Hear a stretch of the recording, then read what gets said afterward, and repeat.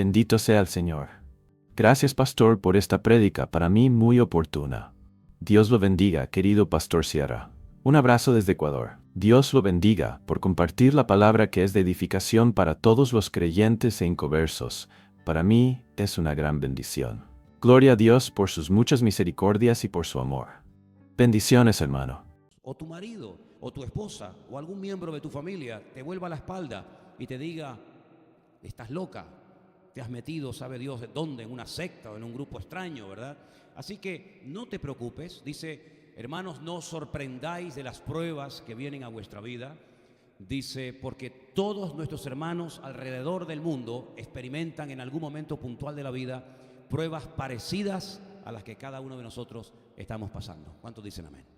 Ahora vamos a ir a la palabra y quiero llevarles en primer lugar a la carta que Pablo escribe desde la cárcel a los hermanos que están en Filipo. La carta de Pablo a los filipenses en el capítulo 4. Voy a leer a partir del versículo 10 en adelante. Filipenses capítulo 4, versículo del 10 en adelante. Presta atención porque vamos a tocar una primera situación, una pequeña dificultad que puede golpear contra tu hogar, contra tu familia en cualquier momento.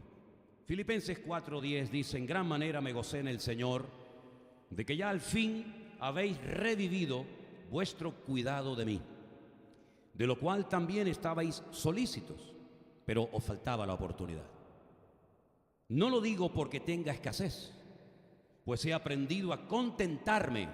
He aprendido, esto hay que aprenderlo en la vida, uno no nace aprendido, hay que aprender, como dice aquí Pablo, a contentarme cualquiera sea mi situación. No es fácil, pero se puede aprender. Sé vivir humildemente y sé tener abundancia. Es como, digamos, como los dos extremos, las dos caras de una misma moneda. En todo y por todo estoy enseñado, así para estar saciado como para tener hambre, así para tener abundancia como para padecer necesidad. Todo lo puedo en Cristo que me fortalece. Qué bonito es cuando hay abundancia, ¿verdad? Cuando abres la nevera, está llena, cuando hay dinero en el bolsillo, en la cuenta del banco, cuando al coche no se le rompe nada, todo va maravillosamente, cuando hay trabajo, cuando hay abundancia. Qué bonito, ¿no? Pero qué duro y qué cuesta arriba es a veces el tener que afrontar ciertas y determinadas situaciones de escasez. Pues ¿saben una cosa, hermanos? Se busca más a Dios en la escasez que en la abundancia.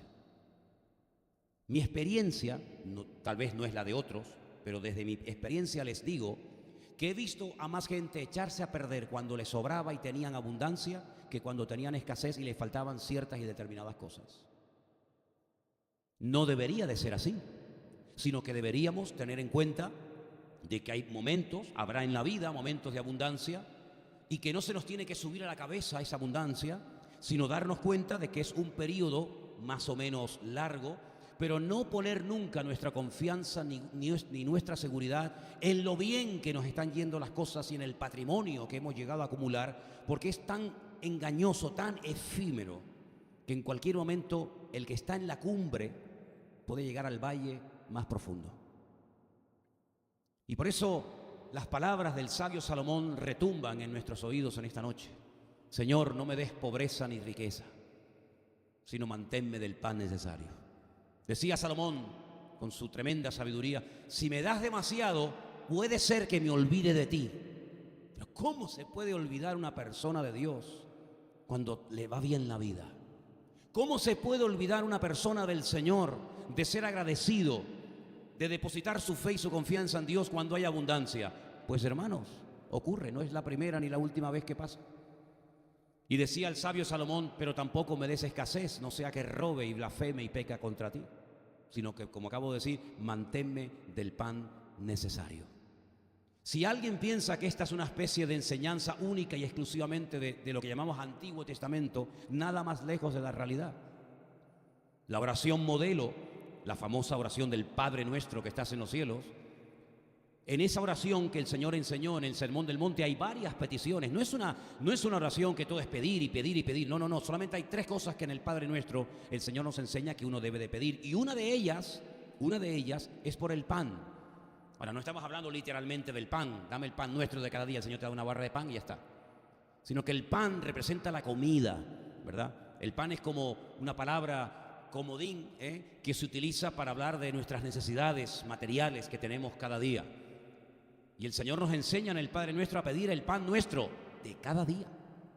Ya Él había enseñado al pueblo de Israel en el desierto durante su larga peregrinación de 40 años que cada mañana tenían que levantarse a recoger el maná que necesitaban y que iban a comer. Solamente había un día en el que tenían que recoger el doble porque no caería maná ese día, que era el día de reposo. Pero los demás días tenían que levantarse bien temprano a la mañana y recoger lo que iban a consumir. Y si por casualidad saltaba el gusanito de la avaricia y querían recoger más de lo necesario, dice que se les pudría y se les echaba a perder, para que aprendieran a depender del Señor. Hoy comemos y esa es la garantía de que mañana volveremos a comer, y esa es la garantía de que pasado mañana volveremos a comer, y así sucesivamente, y así durante 40 años. Pero el ser humano, incluido nosotros los cristianos, como que no nos gusta mucho eso de depender del día a día del Señor. Como que tenemos que tener 3 o 4 meses o 6 o un año cómodamente y tranquilamente para poder dormir tranquilos, para poder sacar buenas notas, para poder estar alegres, para poder bromear, para poder hacer algún chistecito de vez en cuando, porque si no, parece como que el gozo, la victoria y la bendición como que se diluye. Y uno de los problemas, o una de las, yo no lo llamaría problemas, sino una de las situaciones por las cuales vamos a tener que pasar todos los creyentes en los últimos tiempos, es aprender a depender del Señor cada día. Esto está pasando en Israel, está pasando en Estados Unidos, está pasando en Europa y está pasando en todas partes. Algunos organizaron y planificaron su vida para que cuando llegara una cierta edad y un cierto momento tuvieran ahí como una especie de colchón, una especie de seguridad para pasar los últimos años de la vida tranquilos y sin problemas. Y no nos damos cuenta de que nuestra seguridad no depende de lo que hemos atesorado o acumulado, sino que nuestra seguridad, de quien tiene que depender única y exclusivamente, es de nuestro Dios. Pero seamos sinceros, la escasez roba el gozo a muchos cristianos. La falta de trabajo, las circunstancias adversas, parece como que moldean nuestro carácter. Y no debería ser así, pero lamentablemente es así.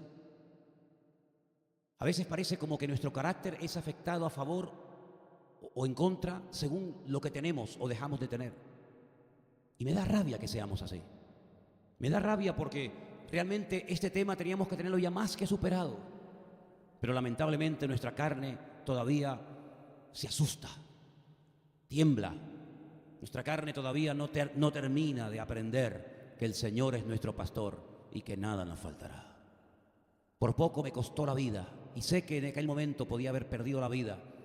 En el año 89, 90, cuando una mañana temprano me subí a lo alto de una montaña, y lo recuerdo como si fuera ahora mismo. Era un sábado, subí a una montaña cerca de nuestra casa, vivíamos en aquel tiempo en Galicia, y había un lugar donde se observaba toda la ría, un lugar muy bonito, pero era una carretera más o menos angosta, no muy buena que digamos, y subí a preparar el mensaje del día siguiente. Iba a hablar acerca de depender de Dios, iba a hablar acerca de cómo tenemos que confiar en el Señor, pero en aquel momento yo estaba muy agobiado, en aquel momento yo estaba muy afanado, cuando la Biblia dice que no tenemos que estar ni agobiados ni afanados, pero lo estaba. Y estaba preparando un mensaje desde la plataforma de la teoría, iba a predicar algo que yo no estaba viviendo, y el Señor no lo permitió.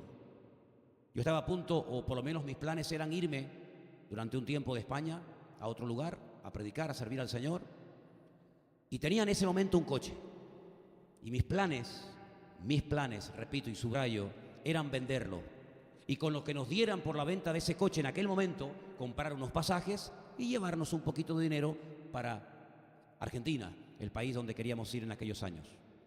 Bajando de la montaña, al entrar en una curva, habían echado esa especie de gravilla o de picón, cuando echan a veces en las carreteras que están a veces nuevas o reparadas. El coche me hizo un trompo, perdí totalmente el control y el coche cayó al vacío.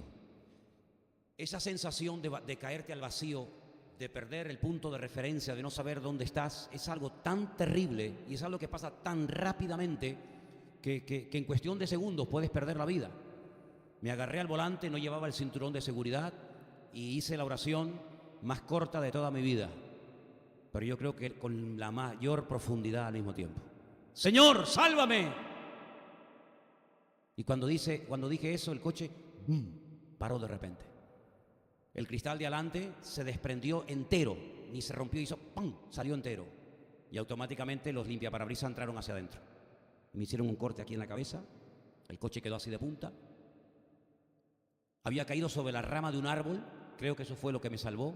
La rama se partió y al partirse la rama caí y el coche quedó entre una roca que a mano izquierda, no podía salir por aquí, y el coche quedó así de punta. Pensé que estaba goteando algo del techo porque algo me caía en la cara y el retrovisor no lo encontraba, no sé si lo arrancó, no sé lo que pasaba, no encontraba el retrovisor, pero yo me tocaba la cara y cuando me di cuenta era sangre.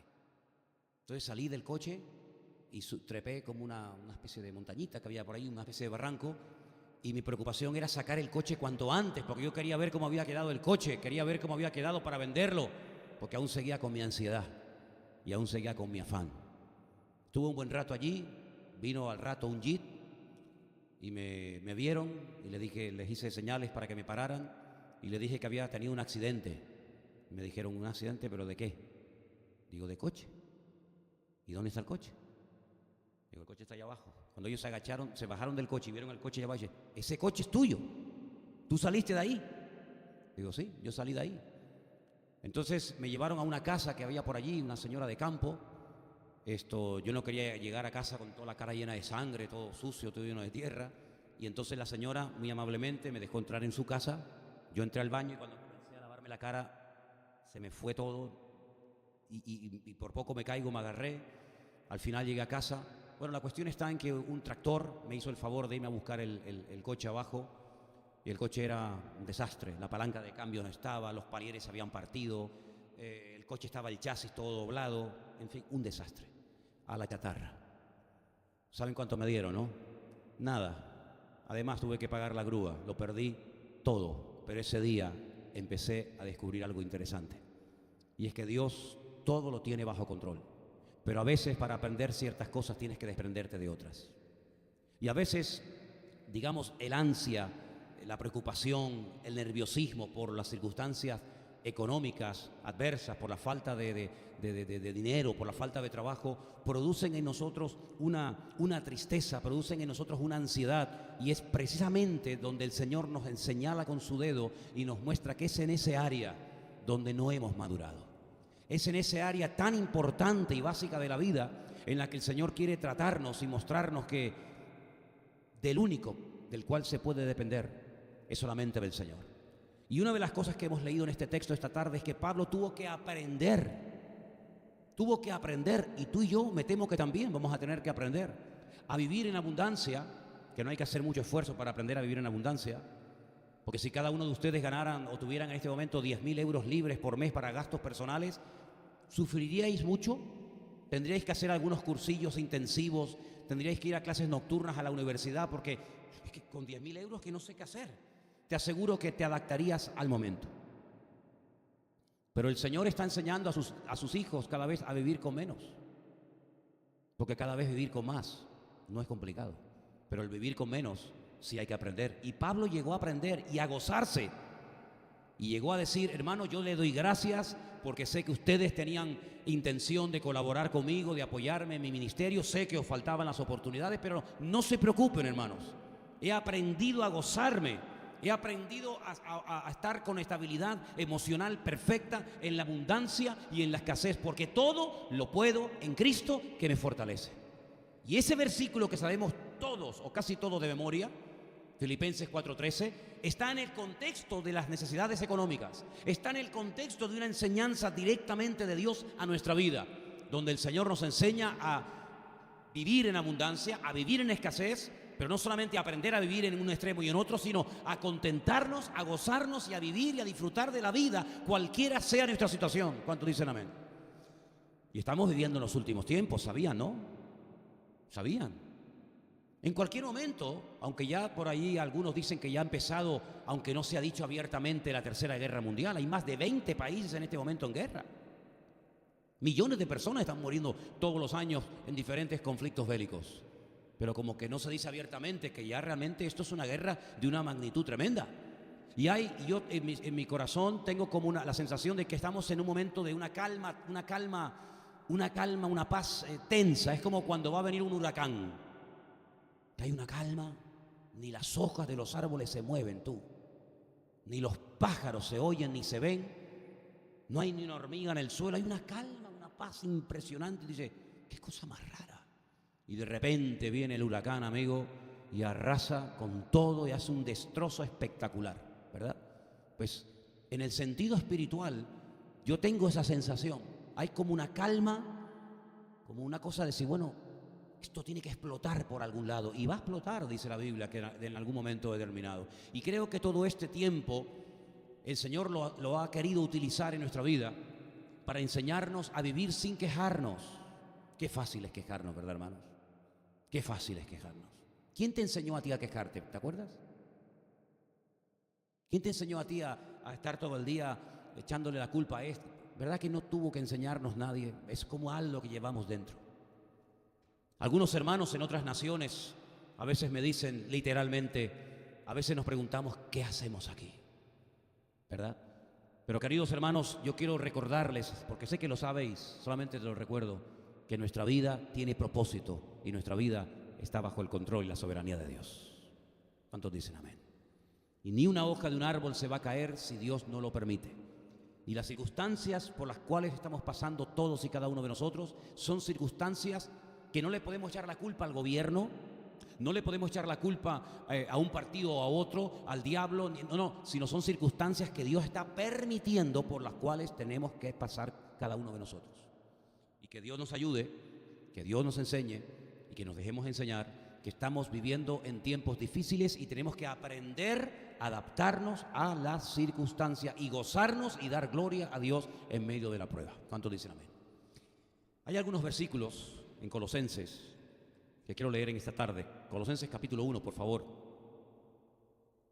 Hay un versículo que es el 9, donde aparece una frase que me llamó mucho la atención y quiero compartirla. Por lo cual también nosotros, desde el día que lo oímos, no cesamos de orar por vosotros y de pedir que seáis llenos, léalo conmigo, del conocimiento de su voluntad en toda sabiduría e inteligencia espiritual. Quédese con esta frase, conocimiento de su voluntad. Leo, versículo 10. Para que andéis como es digno del Señor, agradándole en todo, llevando fruto en toda buena obra y creciendo en el conocimiento de Dios. Me llamó la atención esto. En el versículo 9 se habla de que tenemos que estar llenos del conocimiento de su voluntad. Y en el versículo 10, Pablo oraba para que los hermanos dieran fruto, para que crecieran, para que fueran creyentes maduros, pero además para que crecieran en el conocimiento de Dios. Y aquí hay para mí dos claves y dos cosas muy importantes que nos van a ayudar a pasar por la prueba en victoria, sin quejas, sin lamentos, sino con gozo y como hay que pasar. Conociendo su voluntad y conociendo a nuestro Dios. Porque conociendo a nuestro Dios vamos a descubrir, vamos a discernir qué se trae Dios entre manos con mi vida. Si yo conozco a Dios, voy a conocer su voluntad. Y cuando conozco su voluntad es porque conozco a mi Dios. Ambas cosas van unidas. Una persona que conoce a Dios sabe discernir, sabe leer las circunstancias por las cuales está pasando. Y eso le lleva a conocer la voluntad de su Dios. Una persona que conoce la voluntad del Señor es porque conoce cómo Dios actúa, cómo Dios siente, cómo Dios piensa, cómo Dios habla y cómo Dios se mueve. Y por eso es algo de vital importancia y por eso Pablo oraba, hermano, no cesamos. Es que estamos 24 horas al día constantemente orando en esta línea. Conozcan a Dios, conozcan su voluntad, conozcan a Dios, conozcan su voluntad. Porque conociendo ambas cosas, tu vida va a ser una vida de paz y de tranquilidad. Cuando no conoces a Dios, tienes nervios, te preocupas, estás angustiado, no duermes, estás preocupado. Los nervios, el estrés, las noticias, la televisión, el telediario, te pones nervioso, te pones hasta de mal humor, porque no conoces a Dios. Pero cuando conoces a Dios, tú dices, qué bien lo estás haciendo todo, Señor. Qué bien te está saliendo la película, Señor. Estos tontos no se dan cuenta de que están siendo usados de una manera u otra, unos en una línea, otros en otra línea, pero al fin y al cabo todos, como piezas de un gran puzzle, están siendo utilizados por la mano y por la soberanía de nuestro Dios. A veces se levantan políticos que favorecen ciertas y determinadas cosas. Hay otros que se levantan y prohíben ciertas y determinadas cosas, pero tanto unos como otros son simplemente instrumentos en las manos del Señor. A veces el Señor es el que abre, a veces el Señor es el que cierra. A veces el que Dios dice ve y a veces el Señor dice no te vayas, quédate aquí. A veces el Señor te lleva a Egipto, como a José. A veces el Señor no te permite ir a Egipto, como a Isaac, que le dijo no te muevas de aquí, quédate en el desierto de Beersheba. Por lo tanto, conocer a Dios significa descubrir el propósito, el diseño que Dios tiene para mi vida. Y eso es muy importante que lo tengamos en cuenta. Segunda cosa que creo que es muy importante para poder afrontar cualquier problema familiar en el aspecto económico o en cualquier otro área. Recordar las victorias del pasado. Dile a que está a tu lado. Hermano, hay que recordar las victorias del pasado. Díselo. Es muy importante esto. ¿Se acuerdan ustedes cuando el joven David apareció por el campamento donde sus hermanos estaban enrolados en el ejército del rey Saúl? ¿Se acuerdan? Dice que les llevó comida. El padre lo había mandado para que preguntaran cómo estaba la paz de sus hermanos en medio de la guerra. ¿Cómo estaba la paz en medio de la guerra? ¿O hay paz o hay guerra? No. En guerra están los demás. Nosotros siempre tenemos que estar en paz. Y la paz de Dios, que sobrepasa todo entendimiento, guardará vuestros corazones y pensamientos en Cristo Jesús. Eso dice la Biblia. El mundo puede estar en guerra, pero dice la Biblia, mi paz os dejo, mi paz os doy, no como el mundo la da. La paz jamás, nada ni nadie te la tiene que quitar. Ni la abundancia, ni la escasez, ni el amor, ni el odio, nada. La paz es lo que te mantiene en equilibrio para poder ir por la vida con la bendición y con la paz del Señor en tu corazón. Ahora bien, cuando David llega al campamento y se da cuenta de que en aquel campamento hay un ambiente de temor, de pánico, de incertidumbre, porque por lo visto hay un gigante llamado Goliat que tiene amedrentado durante 40 días al pueblo de Israel. Ya conocéis la historia, ¿verdad? Él dice, yo voy a ir a pelear contra este hombre. Yo voy a tomar autoridad de esta situación. Si todos ustedes están quejándose, lamentándose, todos ustedes están hablando y opinando, pero nadie hace nada. Y David entendió que su papel en la vida, y el tuyo, y el mío, es tomar autoridad, cambiar situaciones. Y David cuando llegó dijo, yo me ofrezco voluntario para ir a pelear contra este rey, contra este gigante llamado Goliat. Y cuando a él lo menosprecian sus propios hermanos, interesante, pues resulta que él dice, para mí derrotar a este filisteo no es nada. ¿En qué se basaba David para hablar con esa autoridad?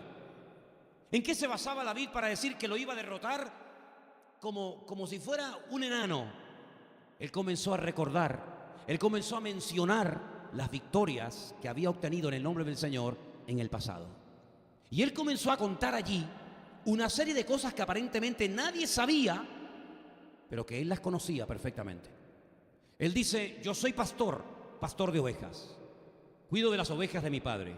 Y cuando viene un oso y ataca al rebaño y se lleva a un cordero, yo voy detrás de él, me levanto contra él y lo mato. O en otra ocasión, cuando se levanta contra el rebaño un león, yo voy tras de él y lo mato y le quito la presa de la boca y lo destruyo. Y el mismo Dios que me ha guardado de las garras del oso y de las garras del león es el mismo Dios que me va a librar de la mano del filisteo. Y ahí comienza una forma de hablar diferente. Él comienza a decir lo que le va a hacer al gigante. Aún el gigante está vivo, aún el gigante se mueve, aún el gigante está de pie, pero él comienza a hablar en fe. Él dice, hoy le voy a cortar la cabeza. Es increíble. Las aves del cielo, las bestias de la tierra probarán hoy las carnes de este hombre. menosprecia con su palabra profética al filisteo. Dice, pero ¿quién se ha creído este filisteo incircunciso, ajeno, alejado del pacto, que ha amedrentado al ejército de Dios? Declara algo tremendo: hoy sabrá todo Israel que nuestro Dios es el Dios vivo y verdadero, como hizo Elías en el Monte Carmelo con los profetas de Baal. En otras palabras, con la forma como hablaba, cambió la atmósfera espiritual. ¿Cómo cambia un ambiente espiritualmente hablando? Con la forma de hablar. Si le echas leña al fuego, el fuego arderá más. Si le quitas leña, el fuego se apagará. En el sentido espiritual, el diablo, las reglas del juego que Dios ha puesto, parece como que cuando mencionamos la palabra, surte un efecto en el campo del enemigo tremendo, devastador. Fíjate en la figura de nuestro Señor Jesucristo, cuando Él es tentado directamente por Satanás. Claro, si no viene Satanás en persona a tentar a Cristo, ¿qué demonio se atreve a acercarse a Él? Tuvo que venir Satanás personalmente. Ya el hecho de que viniera Satanás personalmente a tentar al Señor ya dice mucho. Ya habla mucho de la persona que va a tentar, nada más y nada menos que al Señor de señores y al Rey de reyes. El Señor no dialoga, el Señor no se lamenta, el Señor no se queja, el Señor no cuestiona, el Señor menciona la palabra. Y en las 3 ocasiones que tenemos registrado en los evangelios, como el Señor, desbarató al enemigo, el arma que utilizó fue siempre la misma: escrito está, escrito está, escrito está. Oye, si al Señor le funcionó, ¿por qué a ti y a mí no nos va a funcionar? Si Él nos enseñó con su ejemplo y con su modelo que el diablo lo derrotó y que venció al Satanás en esas 3 tentaciones tremendas, muy atractivas por cierto, que le presentó al Señor, ¿cómo no nos va a funcionar a nosotros cuando utilizamos la misma palabra con la misma autoridad, verdad, que Él utilizó? Por supuesto que sí, hermanos. Pero ¿cuántas veces lo que hacemos es nos realimentamos? ¿De qué? De basura. Y una de las basuras que a veces entra en nuestra mente y causa un estrago tremendo, por ejemplo, son las noticias. Las noticias en España producen depresión. Yo creo sinceramente, hermanos, que las noticias en España están diseñadas de tal manera que el objetivo no es informar, el objetivo es desmoralizar a la población. De hecho, ¿cuánta gente está totalmente desanimada, totalmente hundida, sin esperanza, sin ilusión, sin fuerzas? Hasta muchos se han quitado la vida. ¿Por qué? Porque han alimentado su alma, han alimentado su mente de veneno. No es un veneno que mata instantáneamente. Hay venenos que como te lo tomes, amigo, te fulmina al instante. Pero hay muchos venenos que hacen efecto a largo plazo. Poco a poco va envenenando tu sistema nervioso, poco a poco va envenenando tu sangre, tu cuerpo, hasta que finalmente, amigo, caes fulminado. Y las noticias que oímos en televisión, detrás de esos medios informativos, detrás de esas cadenas de millones y millones de euros y de dólares, detrás de esas cámaras, detrás de esos satélites, hay alguien que dice que es el Dios de este siglo, el príncipe de las tinieblas, que es Satanás. Y él sabe perfectamente que en este país, en muchas casas, hay más televisiones por metro cuadrado que Biblias. Y sabe perfectamente que si no te entra por la 3, te entra por la 5, y si no por la 6ª, y si no por la 4, y si no es en el salón, es en el baño, y si no es en el baño, es en la habitación, pero te tiene totalmente acorralado.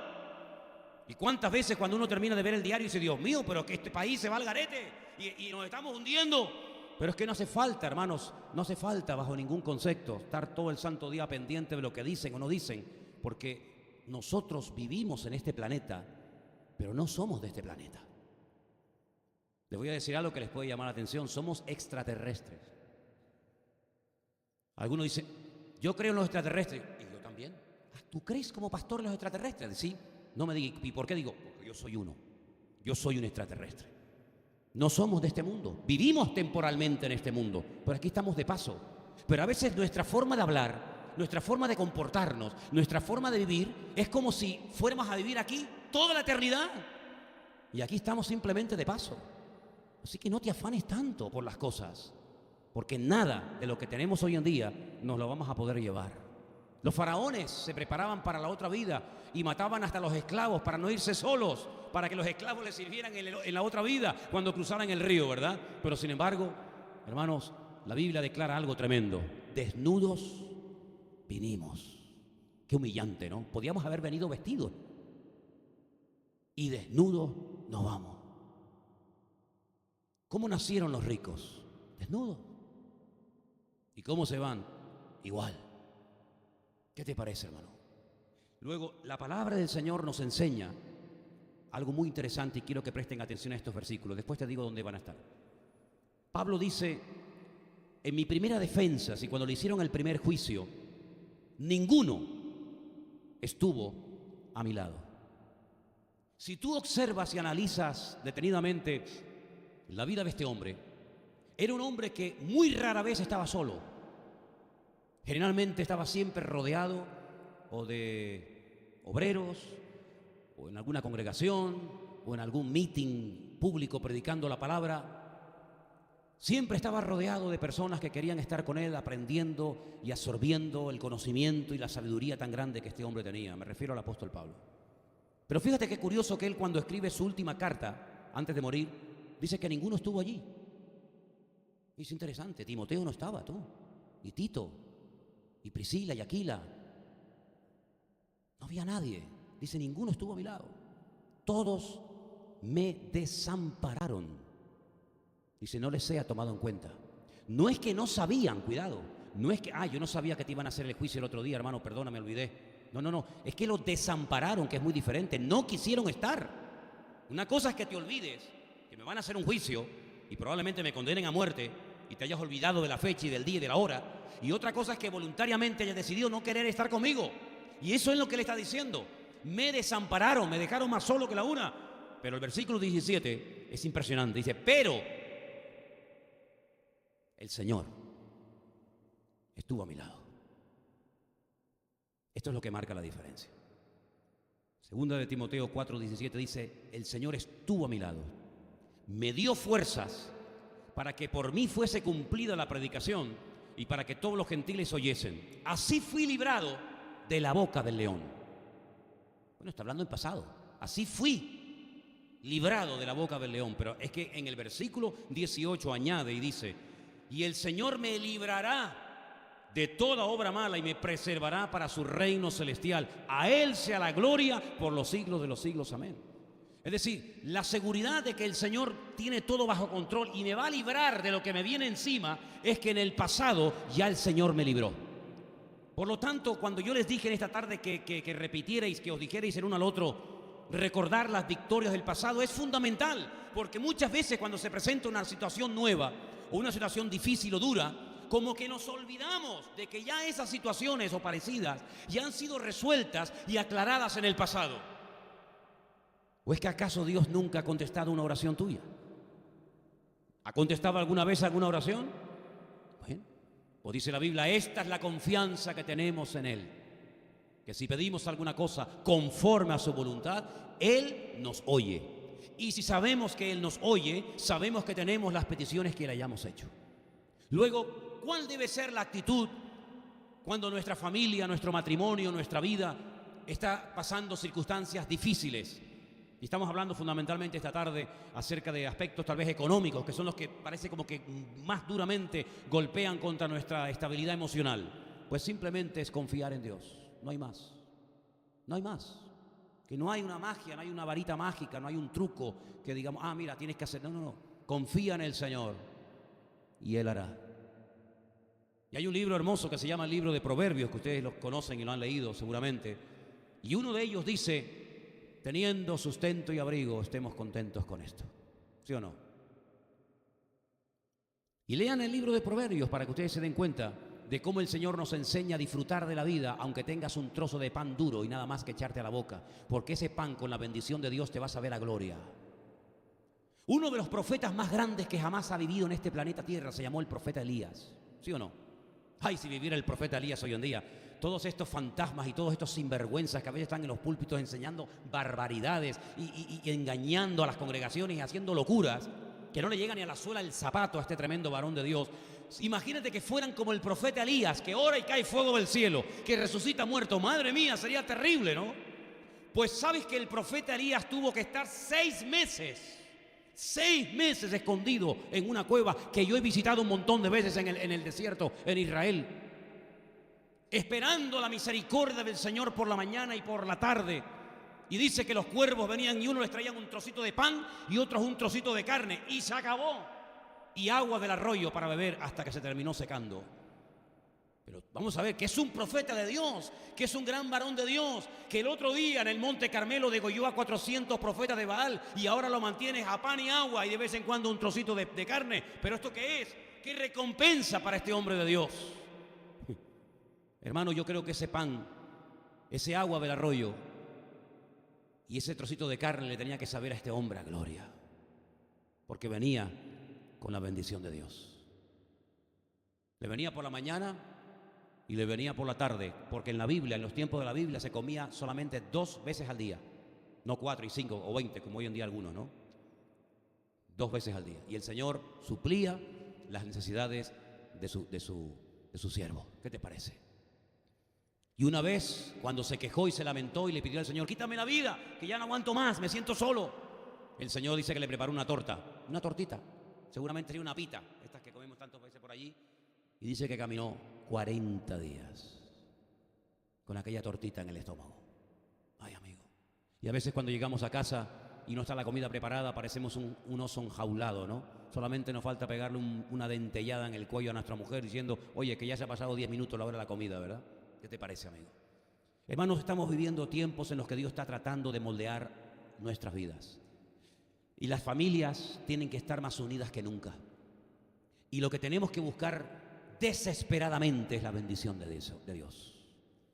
Y si el Señor permite que pasemos por necesidades, que pasemos por escasez, bendito sea el nombre del Señor.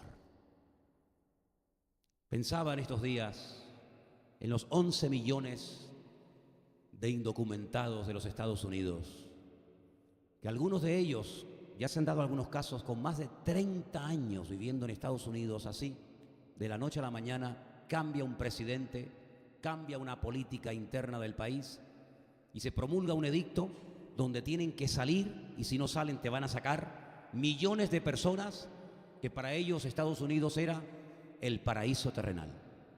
¿Cuántos se jugaron la vida para poder llegar a Estados Unidos, el país de las oportunidades, donde los sueños se cumplen y donde parece que todo se hace realidad, como si fuera Walt Disney? Qué tremendo, ¿verdad? Qué tremendo, queridos hermanos, cómo de un momento a otro puede cambiar la vida de millones y de millones de personas. ¿No creen ustedes que ha llegado el momento en el que tenemos que buscar y depender solamente del Señor?